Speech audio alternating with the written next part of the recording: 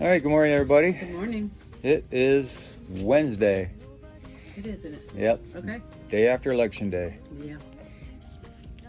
So That's all we're going to say about that. that's it, day after Election Day. I hope you were out yesterday to vote. Made your That's voice right. known, That's right. whichever way you wanted it to go. And I hope that you prayed about what you feel God led you to vote. Exactly. Okay. Reading that book there. We are still in the three-part parallel. Jesus heals a demon-possessed boy. We're in the second part, which is in Mark, chapter 9, starting at verse 14. Then they returned to the other disciples. They saw a large crowd surrounding them, and some teachers of religious law were arguing with them. When the crowd saw Jesus, they were overwhelmed with awe, and they ran to greet him. "What is all this arguing about?" Jesus asked. One of the men in the crowd spoke up and said, "Teacher, I brought my son so you could heal him. He is possessed by an evil spirit that won't let him talk. And whenever this spirit seizes him, it throws him violently to the ground. Then he foams at the mouth and grinds his teeth and becomes rigid. So I asked your disciples to cast out the evil spirit, but they couldn't do it." Jesus said to them, "You faithless people, how long must I be with you? How long must I put up with you? Bring the boy to me." So they brought the boy. But when the evil spirit saw Jesus, it threw the child into a violent convulsion, and he fell to the ground, writhing and foaming at the mouth. "How long has this been happening?" Jesus asked the boy's father. He replied, "Since he was a little boy. The spirit often throws him into the fire or into the water, trying to kill him. Have mercy on us and help us if you can." "What do you mean, if I can?" Jesus asked. "Anything is possible if a person believes." The father instantly cried out, "I do believe, but help me overcome my unbelief." When Jesus saw that the crowd of onlookers was growing, he rebuked the evil spirit. "Listen, you spirit that makes this boy unable to hear or speak," he said, "I command you to come out of this child and never enter him again." Then the spirit screamed and threw the boy into another violent convulsion and left him. The boy appeared to be dead. A murmur ran through the crowd as people said, "He's dead." But Jesus took him by the hand and helped him to his feet, and he stood up. Afterward, when Jesus was alone in the house with his disciples, they asked him, "Why couldn't we cast out that evil spirit?" Jesus replied, This kind can be cast out only by prayer."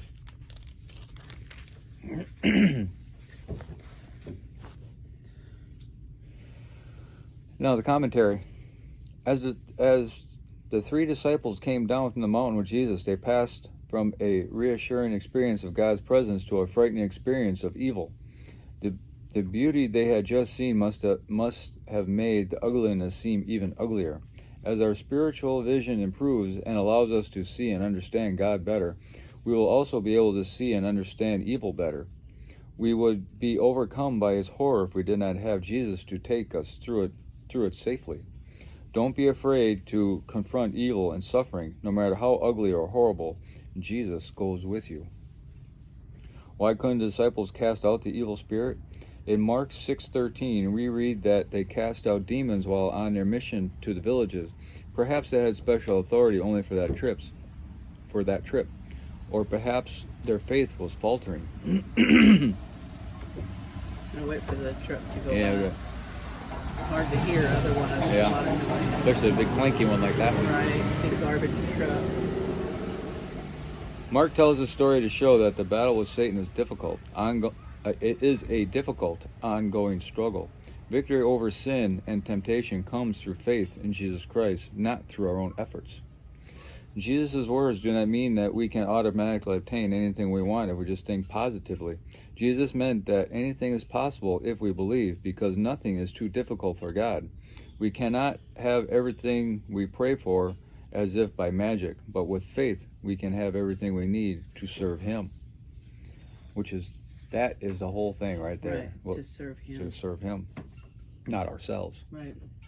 The attitude of trust and confidence that the Bible calls belief or faith in Hebrews 11 verse 1 through 6 is not something we can obtain without help.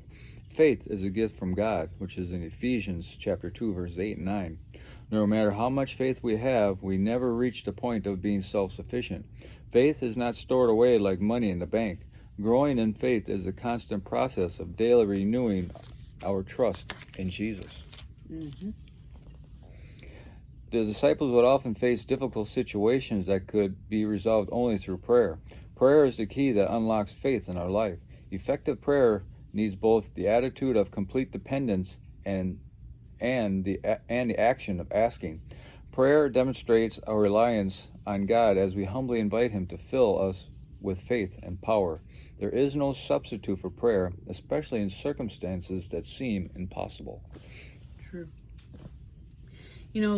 Verse 24.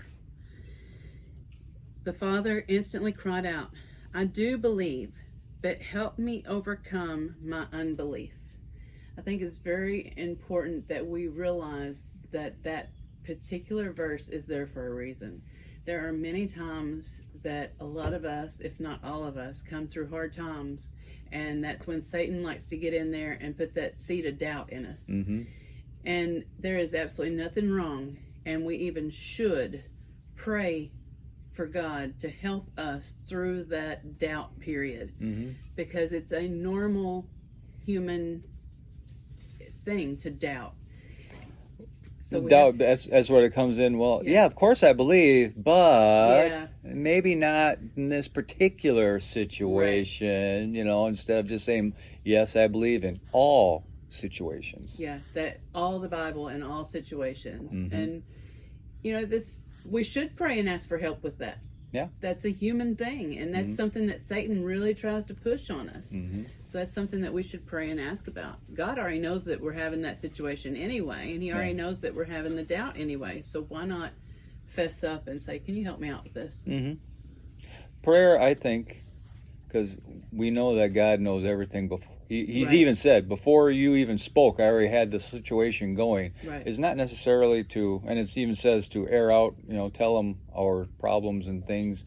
Mm-hmm. It's for us, our benefit. He already knows the whole thing. He wants you to face it and acknowledge it, and so that you know who your help comes from. Exactly.